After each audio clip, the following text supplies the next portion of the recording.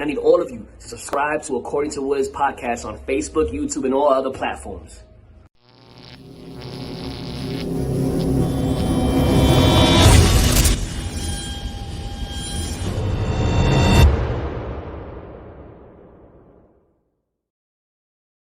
What's good, party people? This is According to Woods, and I have the honor and privilege of chatting with my friend. He is a UK-based professional wrestler, a gun-toting, permitting athlete as well. He is the one, the only, Anderson North. Anderson, what's going on, my man? Hi, well, it's good. It's good to be back. I think this is my third time. No, number three, magic number 3. Yeah, man. Yeah, it's good. It's been an interesting past couple of weeks since last spoke. Because I think when I last spoke, I was looking forward to getting back into training again, which I have been doing. I have been going to a training facility based here in Sheffield, which is about maybe a 20-minute train journey from where I live. So it's called Pursuit Pro Wrestling that I've been training there. It's been interesting. And when you mean Sheffield, you mean Sheffield, England, not so much Skip Sheffield, the former moniker of Ron Ryback. No, I don't mean Skip Sheffield, the former moniker of Ryback, who he's an interesting character. Not bitter at all. He's got a right to be, I suppose. I've been I've been going to places at PPW, Sheffield. It's been quite a daunting experience in a way. As I've discussed the past couple of times, I'm autistic, so like going to a new place, like new people and whatnot, has been a bit daunting. But no, it's been super cool. It's been a strangely positive atmosphere there, which I've been to a couple of training facilities where it's not been so positive, and I know a couple of other people who've had on the podcast here have said similar things of similar places they've gone to where they used the people who train there as maybe cheap labor or bodies, bodies. But no, this has been really positive. I say I've not been actively searching bookings, but I've been trying to kind of build myself back up from and I've used this term a lot when I've been talking to people, square 1.5, rather than square one, because I'm trying to build myself back up and build myself not quite from the base. I've gone back down to towards the foundations, and I'm building myself back up, gimmick wise, move set wise. I've even been working on doing some promos, which is something I've never done before. I've never held a microphone and cut a promo before, so that was a really interesting experience for me. I like to think that I did all right for first couple of times. It was interesting, but yeah, it's been really cool. I've been there in Sheffield, and we've been going through moves and sequences and stuff like that, and going through all these coach sessions, and it's been really cool. I mean, a bit of ring rust there to be expected. It's been a year and a half since it's been about a year and a half since I've done any wrestling training. It's probably been it's been around that amount of time since I've wrestled in front of a crowd too. So yeah, so it's been really finding my feet again, I guess, which is initially really daunting, but I'm looking at it from quite a positive point of view, because it's been shit for everyone. The last last year has been shit for everyone, and a lot of people have maybe had to try and find themselves again and build themselves back up again. I'm no different, and it's just a good way for me to go, right, okay, it's not a knockback, it's a way to go, right, what was I doing not necessarily great before? How can I do that better now? And what was I doing good before? How can I make that better? No, 1,000%. And I think, especially, even at the top echelon of pro wrestling, right? You look at guys like The Undertaker or Chris Jericho currently, right? And it's a Yeah, matter of reinvention, right? Like, and we'll take some yeah, sabbaticals away from the ring, away from the sweet sport, and essentially, yeah. come back a little bit better than they were before. Well, I remember watching the Last Ride, like documentary that The Undertaker did, um, and it was really kind of gave me a kick up the backside, if you like, or gave me a bit of a more of a, oh wow, he's going through that too moment. Is there's that bit where he hired like this little warehouse unit and put himself a ring in there, Yeah, and in Austin, he's like, yeah, Austin, yeah, Texas. and he's there running ropes and like taking hip tosses and stuff like that to kind of re-grease the wheels himself. And this is the Undertaker is a veteran, so if the Undertaker has to have those moments where he's got to re-grease the wheels and find himself again, then I can't really feel shit about doing that. And I've been wrestling like a tenth of the time he has. So Yeah, no, 100%. And it's just, again, everybody runs their own race at their own pace and what have you. It's really not fair to compare.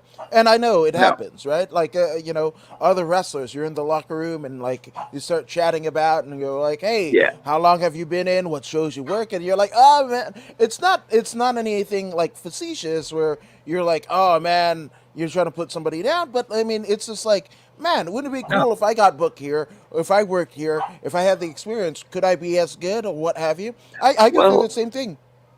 yeah. That as I was having a chat when I was at training about 2 weeks ago. It was either last week or the week before.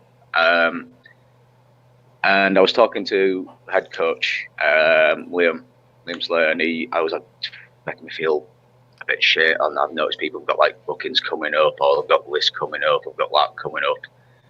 And I actually pointed it out that it only seems that people are really busy because A, there's nothing being happening like during the whole pandemic. So Right. things are flooding in, so it seems that people are busier. People aren't necessarily as busy as they're making out. Well, not necessarily. I'm not saying like people are lying, but I'm possibly perceiving that they're busier than they actually are. No, So no, it's facts. everyone's. Some people have a much better starting point than I do, and like coming back into it, they've already got the foot in certain places, which is just fine. I can't feel bad for them. It's these things happen when we, as you say, run the race at our own pace. And I think I went on Instagram earlier. I've been doing like a weekly. Last week I decided I was going to do like a quick live video on Instagram every week, kind of updating like what I'm doing, what I've been up to, more for me than anything else. And if people want to watch it, great. Yeah. But for me, it's more about getting my confidence back Yeah. and getting to a point where I feel like I'm there again. No, 1,000%. I mean, before this kind of incarnation of the podcast, that was it. Instagram Yeah, lives, and I did about 18 of them, and I was super disheartened because Instagram doesn't let you save the videos and what have you, so it yeah, lives. Just on the amount of people that watched it in that time, right? So, and a couple people got hot. They were like, "Oh wait, we did an hour, and there's no, like, I can't draw anybody, I can't post it to Twitter." And I yeah. was like, "Yeah, but I mean, at the time, Instagram was the only thing available. Well, yeah, Yeah, so you had to have a certain amount of views or subscribers on YouTube to yeah, get that option unlocked. Same thing with Facebook. Facebook was having problems, so Instagram was the only outlet. But how cathartic it could be, especially as you're saying, somebody that pre-pandemic, you weren't actually doing a lot of promos, and you're doing that promo work and getting yourself in front of just people, yeah, or even just for yourself, right? Like talking to a mirror. How many times have you heard about Steve Austin or Brian Pillman talking to a yeah. mirror and all that, and how great that could be for their overall career? Well, actually, I mean, it was to a point like with the practicing promos. That was a big eye opener for me because I'd been to a couple of places and there was where promos were never practiced. There was no like emphasis on promos at all, and then it'd get to show day. Here, have a microphone, do a 10-minute promo. I'm like, I don't know what the fuck I'm doing. It's, but I think the first couple of our sessions, there was it got to a point where it's like, okay, part of the coach session today is that we're going to be doing promos. Right, we've got to the promo bit. You've got 5 or 10 minutes. Think about what you're going to say, and try to keep it like 30 or 60 seconds. And I think the first 2 times that I did it, I had all these things that I was, I'm going to say this, I'm going to mention that I've got an MMA background, I'm going to mention that, I deadlift this amount. Got the microphone, stepped in the ring. I said absolutely nothing that I planned to say. But it's really, I do know that all I had in my head is, because we talked about like dogs last time, I'm very much a dog person. All I had in my head is, what if John Wick and Wolverine were a wrestler? And that's kind of like the feeling that I kind of went for. Very much like the silent, like quiet, brooding badass. I made my voice go a bit more gruff than it actually was. And I was I'm going to kick everybody's ass. I'm, the most legitimate fighter here. I'm going to get you. I'm going to get you. Okay. That's such a fucking pro wrestling promo, Anderson North. That is amazing. And again, funny, funny things happen when the red light go on. Yeah. You think you're going one way and you go another. But that's also calling it in the ring, right? Making those, kind of choices as a performer, even, Conor McGregor's about to fight. That dude's a performer, right? That dude, when the light is on versus when the light is off, it's an extension of himself, but, absolutely. It's just turned way up when the camera's on, right? And if it works, it fucking works. Well, that's it. You turn up like certain aspects of yourself to 11, then you turn some down to 3, and then you turn up some down to maybe 6, and then you just but I very much went for the kind of like hired mercenary / assassin kind of deal, very brooding and rough, and I'm gonna fuck all of you up kind of thing. Yeah, it's funny that you mentioned that. Have you? You're a purveyor of the Joe Rogan Experience, right? You listen to check out the one that he did with Quentin Tarantino, right? And I'm not a big Quentin Tarantino fan or what have you. I just, it's just not my cup of tea. But how I love his process, right? Like he was talking about once time in Hollywood and everything like that, and literally writing out like the character kind of progression and finding the character, and he does that with all. Especially now more so. I guess the confidence was built in Kill Bill, right? The Kill Bill 1 and 2, right? Where he basically writes out the character, like and just lets himself write. Is it going to be used in the movie? Probably not. And with the once in time, it's there to use if he wants it. Absolutely. There's even a point where he was talking about, and obviously I'm paraphrasing, but there's a bar called like the Drinking Legends Bar or something, right? And it's like literally like probably 30 minutes outside of Hollywood in a town called San Gabriel, California.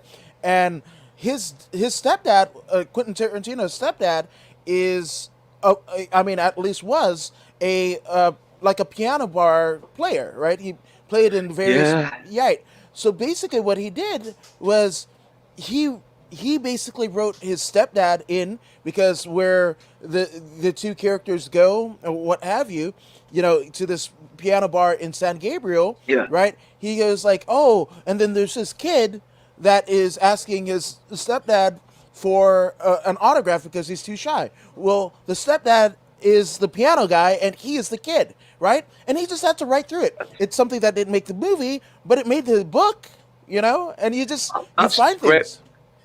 It's a great piece of like trivia there as well. And you know what, you mentioned like Kill Bill. Well, I've kind of had that thought for a while, like, the concept of the character, the bride in Kill Bill, this kind of vigilante out for vengeance character. I think like the basis of that would make a brilliant gimmick for wrestling. I'm just saying, As we're see, this is the things that we flush out, bro. Like this, Yeah. my brother. This is it because that could be you. That could I be. think that person seek it. Could you just imagine? Person turns up to like an indie promotion wherever, and they've just got a list of people that want to take out in that promotion. Take out this person, like, maybe not like the bride. I'm not expecting someone to turn up in a leather unitard or anything with a samurai sword. But I think like the basis of that person turning up to take it out, like with a list of asses that they want to kick, that would be. Just coming to mind, you remember when Cody got released? Yes. And didn't yes, he? I do. Right? And that list that he did and the places that he wanted to wrestle, and didn't he do every damn thing on that list? Think about it. In a way, it's very Kill Bill. I mean, maybe I have to think about it, but it is very Kill Bill. And 1,000%, 1,000%. And I'm not saying it's derived from it. Maybe it was just, after no, getting but that start. the basis is kind of there. If you look at it, the basis is kind of there. And I think I was chatting to a friend of mine talking about wrestling. She, her and her boyfriend recently made their like in-house debut, if you like, at PPW. Were doing like in-house shows and whatnot. Wow. And they recently started made like their. I've seen them.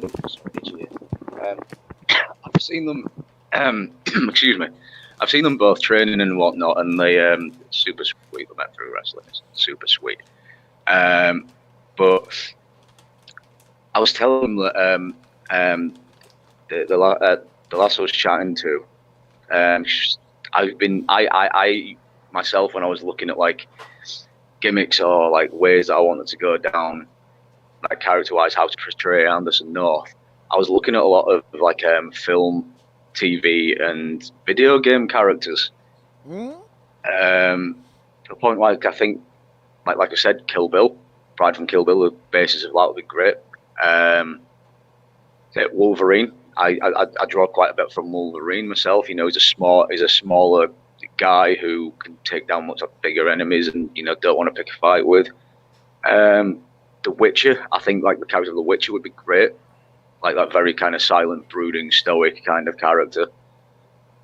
I almost think that the Witcher was almost like you could kind of copy and paste him almost until the Undertaker in a way, because he's like silent and brooding, kind of last outlaw kind of character. I think it kind of transfers over well. Absolutely. And that's the thing about pro wrestling.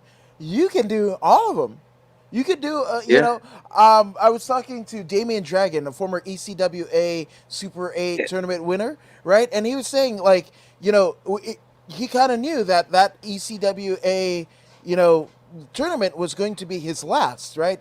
So he started out the night, his first kind of match, right? He starts out on the character and moniker that he started out with, right? He first started out with. Then as he got much more mature, and he just did that, right? And then he's also married to his valet, Foxy, right? And she comes out with him in the final match and then hugs him at the end. So they literally did the full scope of his career, and he wrestled in the style of each one. And if you had been like a northeastern U.S. like fan and purveyor or a tape trader and seen him work, again, you could see it. And then also one of his friends are on commentary, and he picked it up. Like, he didn't tell anyone he was doing this, but his friend was on commentary. He's like, and was talking about this is the gear that he wore, blah, blah, blah, and whatever. And it's a nice little, like, bow that you could wrap around a storyline, right? And, again, in terms of artistic expression, that is it. And how, and what better way to go out and win the tournament that you grew up watching as a young kid? Absolutely. And it's like I say, you can apply so much. You can take little bits from, like I say, films, TV, movie, or like even earlier wrestling, all sorts of video games. I mean, do you know what now I'm talking about? Like video games tonight is my traditional. I have like this weekly tradition on a Friday night of me and mate, one of my best mates, call it gaming in our pants night. It's I'm usually in like just like my pajamas or something like that, but we'll have like couple of beers, play some video games, and I now know that I've mentioned it in the back of my head while I'm playing video games with my friend. I'll have my headset on and I'll come out with something. I'll go, let's just make a bloody good gimmick. And I'm like, what you on about, Andy? And I went, never mind. I was talking about it. Just let me get a notepad and pen for a second. You shoot the thing while I'm just writing something down. But now what I'm doing, I will like once. That's what I'm going to do when I after we've concluded on here. I'm going to play some video games with a friend of mine. But I just know that I will be on a video game and will be a character and something will click. I'll go, ooh, I'll write that down. I'll make a good gimmick. Now, Anderson, funny that you mentioned that because Bonehead over on YouTube says he's abandoned me for a podcast. That might be your name. That's him. Bonehead, I have not abandoned you. I love you. You'll be there. You'll be there just after this. I messaged him earlier and said this was going to happen, but now you know it's yes, that's him. That's my friend Bonehead. Bonehead, and shout out to Bonehead. Shout out to Bonehead, and while I'm shouting out to Bonehead, shout out to the group that I played Destiny with, Destiny's Lost Raiders, because they will lynch me if I don't mention them. So there, you've got your shout out, guys. Stop bothering me. There you go. Absolutely, that's a too sweet, good brothers. Which I gotta ask. I've got a bone to pick. Bonehead, you abandoned me for your girlfriend last week. Girlfriend? Ooh. Tish Tosh. No, he absolutely did not. Okay. I mean, don't let the truth get in the way of a good story. I'm booking here. This is my inner Paul Heyman. So he abandoned you for his girlfriend. You abandoned him for a podcast, right? So I think you guys do an exploding death match. I don't know. AEW like exploding death match. Yes. He said, I really did. Not even... speaking of bones to pick, I mean, what better bone to pick than your significant other, right? See what I did there? Which I gotta ask, right? What is the state of, like live events and everything over there in your neck of the woods? Because, and he says, we'll call it a draw. So, there you go. So, no heat. I've just got Monty Python going through my head now. Yes, no heat going into your guys' gaming session. I love it. That's Friday nights. What is it? Pants? Is it pants on night? Gaming in my pants night. Gaming in my pants. So no heat. So whatever kind of quarrels that you get within the game, just know that it didn't come from the According to Woods podcast. Is what I'm saying. So I wish you both nothing but peace and goodwill. But now if you guys start shit again, it wasn't because of me. This is where I do the way to Tyler, absolve yourself, Blair. Adam. Yes, this is the Tyler bait wave. There you go. No, absolutely. But what is the state of live events? Because here in California, they're starting to kind of pick up a little bit. I've gone to a few live shows. What's the state of it? As far as I know, there's been a couple of events that have been, limited capacity that have taken off. I don't want to jinx anything, but we're hoping to have like restrictions eased around about the 19th of this month. So I'm playing to just God, Allah, Thor, Odin. I don't care any day outlet things. I just want things to be normal. Oh my gosh, that almost reminds me of Jim Carrey way back in the day, and he won the. The 3 MTV Movie Awards, and he was like, "This one's for God, this one's for God, this one's for Satan. Everybody's good." Yeah, because I think this was like peak Jim Carrey, wasn't it? It was like, this one's for God, this one's for Satan, kind of thing. Yeah. And that's it. You got all your bases covered. The afterlife, the underworld. Everybody's good. Well, just in case, you've got to cover all your bases, haven't you? I'm just saying. I remember there was a tile in my uncle's, and it was my house that I grew up around. But there was a tile like right in viewing distance of the shitter. So right when you plop down, you saw this thing, and it was a little lawn gnome, and it was like, "May you be in heaven a half hour before the devil knows you're dead." And I was just like, Yeah, "That's great." I, I remember that saying. I remember. I remember a friend of mine had just reminded it was a funny moment that came from like a sad event. A friend of mine, he died a couple of years ago. My condolences. Thank you. But I remember me and a couple of his closest friends went to the pub, kind of like had a farewell pint afterwards, and we all have a really dark sense of humour, like one of those that makes people go, "Oh, you can't say that." Not offensive or anything, not like offensive. It was just really like on the nail, like on the nose amongst our friends. And I wish I had a beer to actually take a sip with now. It's all in the fridge. But I'll be opening one as soon as we're done here. I have no doubt about that. Now, I remember I was there with my pint and I just went, "Yeah, well, I believe he's down there right now, screaming up at us." And they goes, "What do you mean?" I went, "Oh, I loved him, but I have no doubt in my mind that he is in hell right now." And everyone just started facing themselves laughing because it was exactly the kind of thing that Lee would say. Yeah, which it's kind of crazy that you brought that up. First off, every humor that I do is dark humor because but I digress. It's funny in the hood, right? You pour a sip for the homies, right? Well, you poured it to the ground. It's not like you're fucking shooting it to the air. So everybody is getting your super soaker out with like whiskey and it's there you go. Right, absolutely. So is this everybody assuming that the person that is late is essentially in hell? Is that what's going on? It's like a sip to my homie. You drip one off of the homie, but like you're going down. You're not going up. Now I may be wrong here, but I'm a bit of a history nerd, and if there's any other history nerds that end up watching this that can confirm or deny this for me, I'd be grateful. I think the tradition actually comes from an old pagan tradition. Ooh, really? It may be Norse. I can't be 100% certain, but I'm like 80% certain this is where it comes from. Where they would pour some, I think it would be like mead or beer, and it would be like they'd pour it into like the ground or some kind of like afterlife kind of offering to like the local god or something.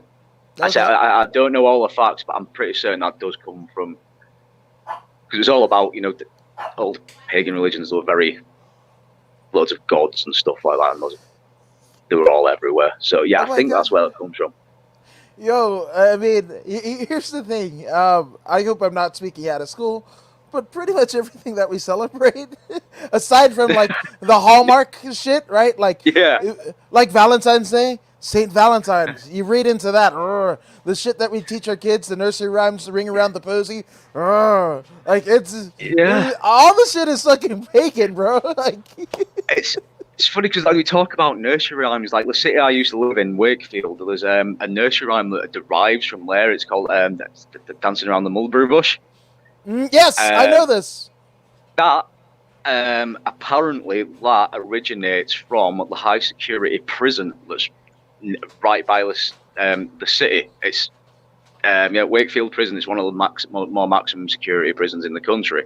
But apparently there is a mulberry bush right in the centre of it, and that's where like patrols and whatnot go around. And that's apparently where that originated.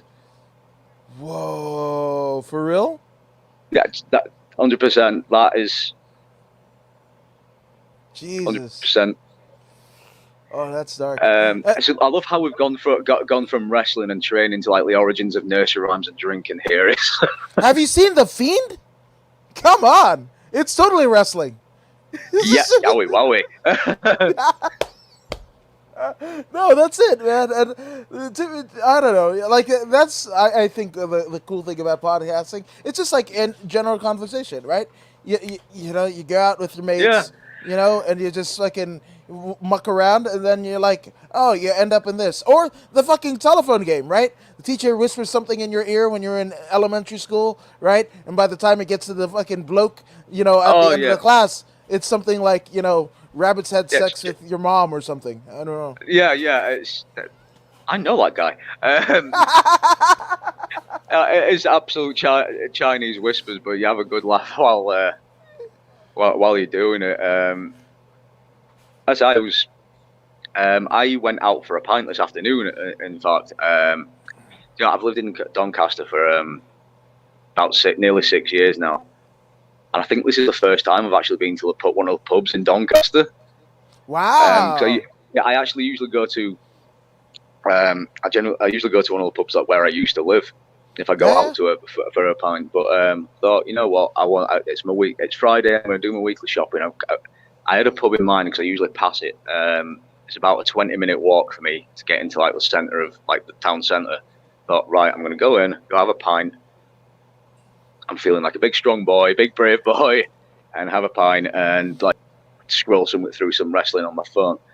But I'd say kind of making full circle again and talk about wrestling. It kind of ties into what I'm trying to do with getting back into wrestling. I'm trying to get my confidence back. I'm trying to get those anxiety levels back down. I'm trying to get back to like some degree of normality and make myself that little bit better than I was before. I'd like to say, get back to where I was pre-pandemic and build on it. And to a lot of people, going out for a pint would have just been going out for a pint, but for me, it was kind of like a little bit of a stepping stone. Like if I can do this, then maybe I can do the next thing, and if I can do the next thing, maybe I can do the thing after that, and it kind of all ties together for me. No, which I hope I'm not kind of putting you on the spot here, but with your autism, like how have you dealt with not just the pandemic, but also the fact of you were just coming into your own and finding your own wrestling language, right? Yeah. And your mechanics and everything. So how's it been for you dealing with this whole time and not having any of it, of the freedom to do things as well as your language? Yeah, well, I'm not gonna lie. It's been tough, and the people closer to me have known that I found it like tough over the past year and a half.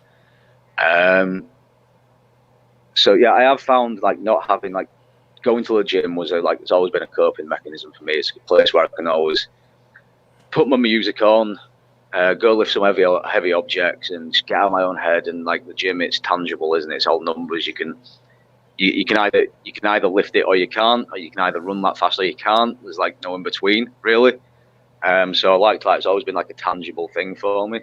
And getting back into wrestling, I'm finding the same rings true post-pandemic as what it did pre-pandemic, because, as you mentioned, like the autism, it's not that I don't use the term like learning difficulty. I prefer the term like I learn differently.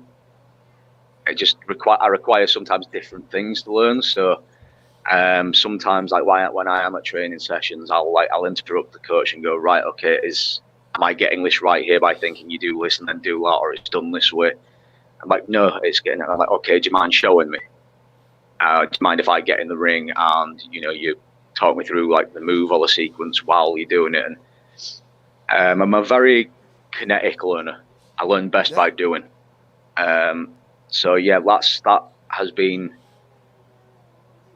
the toughest part, because I learn differently. I'm getting back into it again. The toughest part is trying not to get frustrated with myself, because I might be learning differently to other people, and I hate the idea that I might be slowing other people down or whatever. But I think it's not been necessarily the case of I've found it more difficult post-pandemic. It's just what I found more difficult is like not getting frustrated with myself and not being too hard on myself, because I know I can wrestle. I'm getting back into it, and I'm getting like shaking off the cobwebs. No, that's it. Which has been the case for all of us.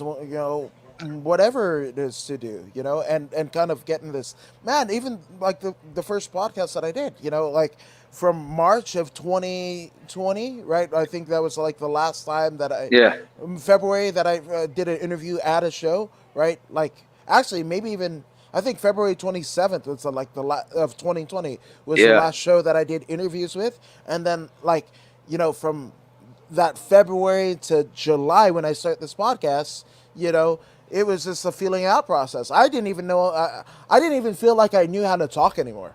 Like it was just so weird. Yeah. And then That's it. I mean, like, there's been a couple of times, like, when I've like gone through a sequence or gone through a move, I've been out of place or have like gone for the wrong limb. I'm like, oh shit, yeah, no, and then I've gone back and I've got it right because, like you say, we've been out of it. Sometimes you're going to make a few missteps. Well, some of us are going to make a few missteps before we get back into where we were. yeah, and I think that's the beauty, right, of evolution, of learning, right? Because Yeah. you can think about all the Well, things. evolution is a mystery. Right, 1,000%. Sorry, I had to get the Bravo, theme tune in bravo. Yeah, I know. Thank you. I might actually have a WWE Evolution chair right behind me, so that's over to me, my friend. No, but that's the thing. It's just like people, kind of like admonish the successes one has, right? Yeah. But not so much the missteps. But I remember seeing this billboard right out of my middle school. And walking with my mom, and it stopping her dead in their tracks. And she tells me and my sister, my sister in elementary school, me in middle school, and she's like, never forget this billboard. And the billboard read, it takes a lifetime to become an overnight success, right? So most Yeah. people will, in terms of optics, they'll go like, oh, this person is just there, and whatever, and they get Yeah. but it's the upward progressions and the failures. Yeah, listen, How many interviews people are people Good. see the results, not the work that it took to get there. 1,000%? And I think it's a bit of human nature, but also, in terms of your psyche, the person at the center of the firestorm or criticism or whatever, it can feel like a damn albatross, like, swimming into the innermost sanctum of your soul. Is that a bit of a rhyme with the Ancient Mariner reference there? Yeah, absolutely. Oh, you're talking to a guy who, when we were reading Rhyme of the Ancient Mariner in high school, me and my buddy, we were like, oh, there's the Iron Maiden one. And because Bruce Dickinson is an author and whatever. And so we brought that in, and it was way better listening to that 17-minute track than, reading the fucking Yeah. book. So we got extra credit. That is forward thinking right there. That I'm is, just saying. m- Give me an easy it's like one. for me, modern solutions require modern problems require modern solutions. Hell yes, 100%, 100%. And it's something that kind of pervades to this day. Which, again, you're one of my heroes, dude, because like not only are you wrestling, right, but you have this, autism, right, where your optics of the world is a lot different, right? In the way that, even you're talking about your coaches, and I've heard of wrestling coaches. You spoke before of like the right fit, right? Yeah. And being at a place right now, 20 minutes outside of where you're at, like it's a good place, finally, and not to downgrade any of the other places that you've been, but the thing about it is it's that synergy, right? But that hard nose, like especially the UK scene, World of Sport, right? All of these, Yeah. you talk to a Marty Jones, and he can be a kind of, from what I hear, and I love his work. Marty Jones is one of my heroes as well, but he can be a bit gruff, right? He can be a lovely human afterwards, but become a bit of gruff, right? And for somebody like you, it might not take so well, and so the fact that you're doing that in spite of everything, I think it's heroic. I I appreciate that very much. Don't know how to respond to that. That's quite a big compliment there. No, But yeah, I've got a lot of time for like the people who have accommodated, like the fact that I do learn differently, which I say some of the places haven't always been the case. I've gone forward and say, look, can I explain? It's like, nope, this is the way we're teaching it. Nope, this is the way we're teaching it, and it's not been the case. The place I've been very accommodating, which is great for me. No, I love it, and as you know, like my oldest son has autism. He's on the Asperger's side of the spectrum. My, Yeah. my grandson has autism, which man, he has just started to learn how to count, and he can count to 12. Oh my God. For people, he's not even 3 yet, have kind of counted him out, and him being nonverbal or whatever. But Yeah. it's not just the fact that he's counting to 12, but it's the joy and the vigor that Yeah. comes out of his voice. He's like, "What? Two!" Like, and it's just like, and It's I just could only really imagine that. happy to be counting. Is That's it. And just like you, right? You're happy to be wrestling. The thing that you saw as a wee young lad, and you're doing it. You're doing it on your own terms. I think it's beautiful, man. You should write a book. You should start a podcast, bro. I, I've considered it, but I would not know where to begin. And plus, all I've got is I'm on my phone here, so all I've got is like through my phone. So I did Josh Barnett on my phone before I even got a computer, bro. I'll help you out. No worries. I got you. I got you. I got you. Don't even worry. got you, got it. Yeah. Solidarity. Yeah, absolutely. Now, man. So, I guess in this kind of, you know, this kind of season where you didn't have your gym and everything like that, what was the first training session like coming back after everything that's Uh, happened? at the gym or wrestling? Both. Um, at the gym, I very much. I remember texting my friend earlier, the one who commented, was they've made the weights heavier. I swear they've made the weights heavier. Uh, and I woke up like the following day, and my 33-year-old body just went, oh God, everything hurts. I loved it. I loved getting back to the gym, but I very much woke up and my body hated me afterwards. It was quite similar with wrestling as well. Went back and those first bumps absolutely sucked. Oh, those first bumps, I was like, I took the first bump and every joint in my body went, "What are you doing to us? We thought you were done with this, but you're doing this to us again." Yeah, those first bumps back sucked so bad. I could only imagine. Oh, and Bonehead, he goes, yeah, they also tightened the bolts on the resistance machines too. That's facts. Absolutely, Facts. Facts. facts, true facts. Yeah, man. It's just, oh, because I'm a crazy person. I'm on the verge of getting the Corona weight off, or as I like to say, Yeah, I'm all for body positivity. Awesome. But for me, as a guy who had his mom die at 53 of a brain aneurysm, my dad die like a week shy of his 63rd birthday of a heart attack, there's no reason for me to be this big, right? So I'm a fat fuck. So to not be a fat fuck, I have to unfat fuck myself, right? So I'm a weirdo, and absolutely.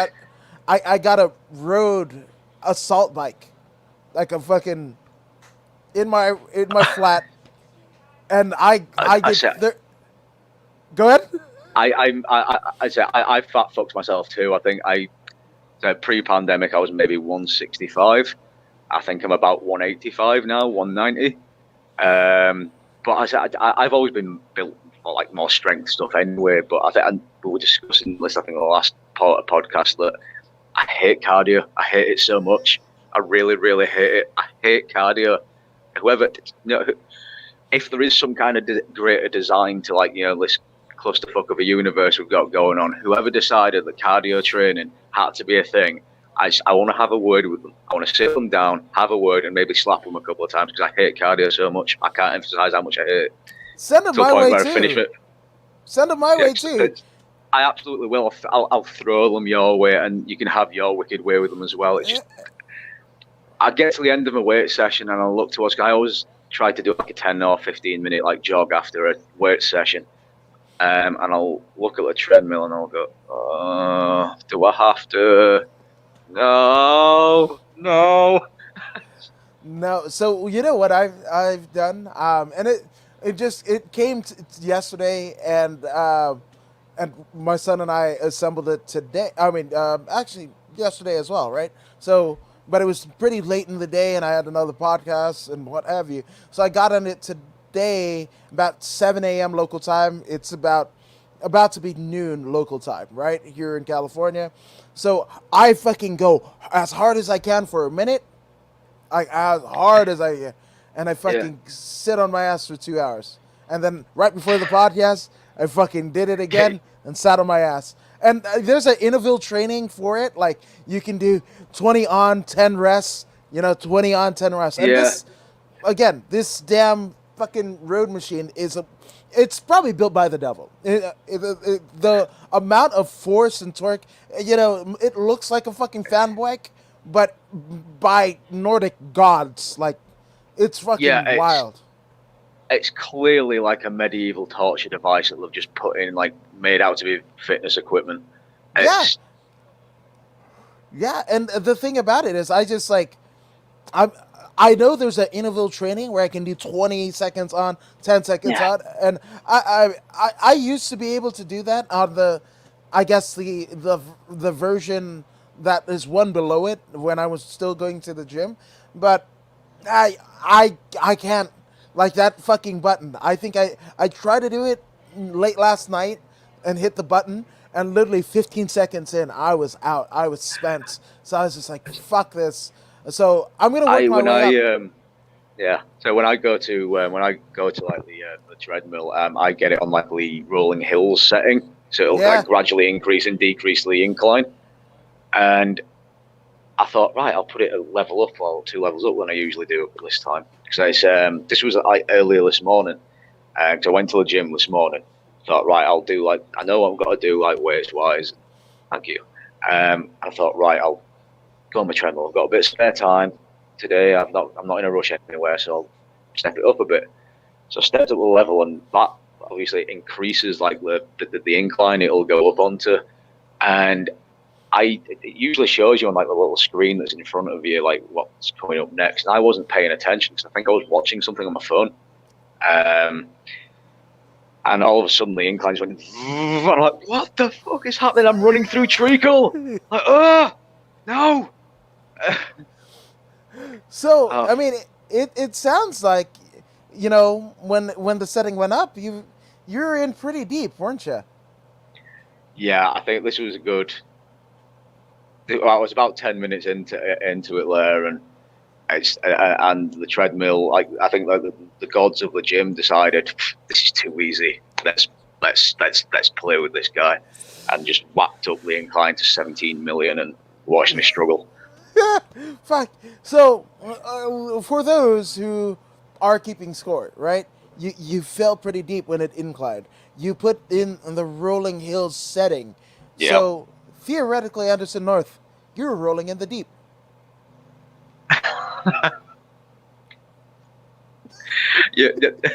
You getting me back for the evolution like quick there, aren't you? I kind of had that story when you're like, Adele reference activated. You got it. Yes. That's good shit, pal. That's good shit, pal. That's good shit. So I in terms of, because things are starting to open back up, what are you looking, forward to most? Because obviously the NXT UK has been going pretty strong, right? Man, we're gonna have Walter and Dragunov 2 for the NXT UK title. ICW's, back. Progress also back in different iterations. Studio setting. Here live touring could happen a little bit later in the year. So, I mean, what are some of the goals? Oh, shit. Oh, dear. Yes. Adele references. Yes. Yeah. I'm going to pay for that when I go on the Xbox, I think. What I'm looking forward to, being able to go around to friends for a drink. That'd be nice to do. Looking forward to maybe like going in, like taking an indie show, whether that's as a spectator or as an in-ring performer. I think taking the mask, Lee's fucking things. these masks. I'm looking forward to these going in the bin forever. Forever. I think to be honest, they're a massive sensory issue for me. I hate them with seeming passion. I understand that we've got to wear them, but I think I'm going to just get as many as possible and like give them like a Viking funeral when they're done. I'm going to. I can get a hold of pallets. I'm going to build like a little Viking longboat, stand them on. I'm committing to a story right here. I'm going to get some pallets, build a little longboat on them. I'm going to get myself a bow, some oil, an arrow. I'm going to set the arrow on fire, kick it out into the sea, and I'm just going to set the arrow on fire and just watch it burn and crumble because I hate them. I hate the mask with a passion. You know what we're doing, right? We're going to live stream it right here on this very podcast when you do it. How's that for accountability? I will absolutely come on the podcast and live stream me burning my mask, giving my mask a Viking funeral. Fuck! I'm gonna. What's your Venmo? I'm gonna send you a couple quid. We're gonna make this happen. We're gonna make this happen. Yeah, I'm holding you to this. You know, vid, or it didn't happen. Or it didn't happen. 100%, Bonid. So I've got you and I've got Bonehead now. Just saying. Holding me to account. Do you know what? I would say I wish I'd never said anything, but you know what? I'm going to view this as like a little wholesome progress project that I'm going to do. Ooh, wholesome progress. Yeah. Is that where you could be heading? Good sir. I highly doubt that Progress would be interested in me at this stage of my career.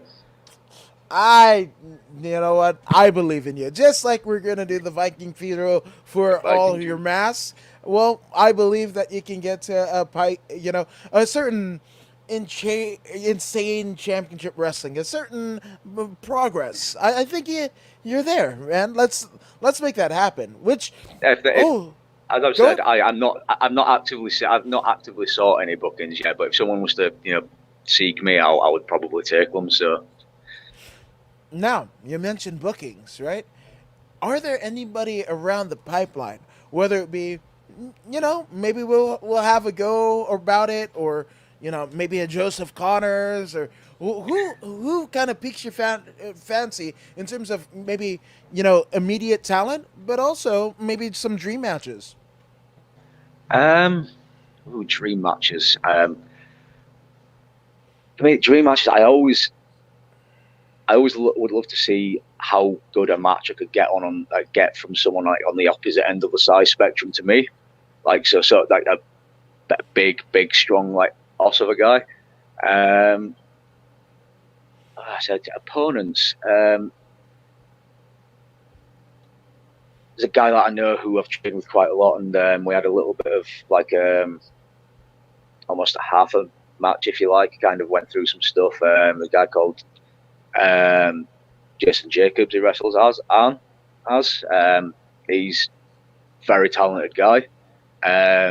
He's so agile for a big guy as well, very good on his feet, and he's somebody I talk to a lot, and he kind of, if I'm in my own head, he'll have a word with me and things will seem all right again, and he's good at helping like Cole like the next bits in training and whatnot. So I would like to wrestle him. Obviously, there's like heroes that I've watched, like people like Rey Mysterio. I would absolutely jump at the chance at that. But there's like there's a few promotions I wouldn't mind going to if given the opportunity. I think that's, rather than particular opponents, my dream is to get to a point where like promotions are seeking me out. Yeah. Like promotions in the UK are seeking me out and asking for bookings, and I would love to be approached like by promotions in like the US and like Japan and Mexico. I think that's my big three. I think my biggest dream is I would love to wrestle at least one match in the US, Japan, and Mexico. Okay. I think that would be my big dream, to get to a point where I could wrestle at least once in each of those countries. All right. We're gonna find a Mexico connect in Japan, because once everything is going and travel restrictions are lifted, I got you on the US. Don't even trip on that one. Let's work to find you the other two. We're gonna make that happen. No bullshit. I will. If you're gonna hold me till Viking funeral, I'm gonna hold you to that. Don't sing it, bring it, my brother. Don't even. I got you. I got you. I got you. Don't even trip. Don't even trip, bro. So I know you obviously have to get to Boneheed, but you know what we do at this type of time in the podcast. But obviously, there have been a lot of people, because we talked about support, but people who have supported you in your sojourn in both professional wrestling, but also just in life. So take as long as you need, my brother. Let's get some shout outs out of the way. Let's get some shout outs out of the way. Well, I say I've guys down at PPW, Super Wrestling, since loads of started up again there. Everybody there, especially Liam Slater and Nathan Black, they've both given me good bits. They've heard me out talking what I want to do, what I want to get back to, how I want to get back into my wrestling journey. So those guys have been great.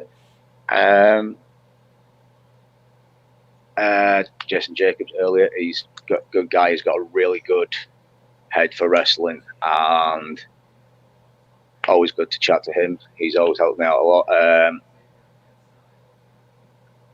Everybody that I've been chatting to online with, got a little wrestling related group, group chat going on. Everyone chatting there, that's been good. Personally, the aforementioned gaming group, including Bonehead, they've been absolutely lifesavers over the past year, especially over the past year and a half, where I've had no wrestling, I've had no gym, so having that gaming time, it's been an absolute lifesaver. So shout out there. Shout out to all my family who promised me that they were going to watch lists later. Shout out to my sister who's just recently given birth to a second daughter. Congratulations! So I'm twice an uncle now. My cousin Taylor is due her first child too. So shout out to her. Shout out to, I guess, my mum, because and I'm going to take Leah because she asked me to. No, she didn't. She listens to me rambling about wrestling now and again. And shout out to my friends Debbie and Steve, who listens to me rambling about wrestling as well. And yeah, shout out to you for having me on for 3 times now. Fuck, anytime, bro. That's...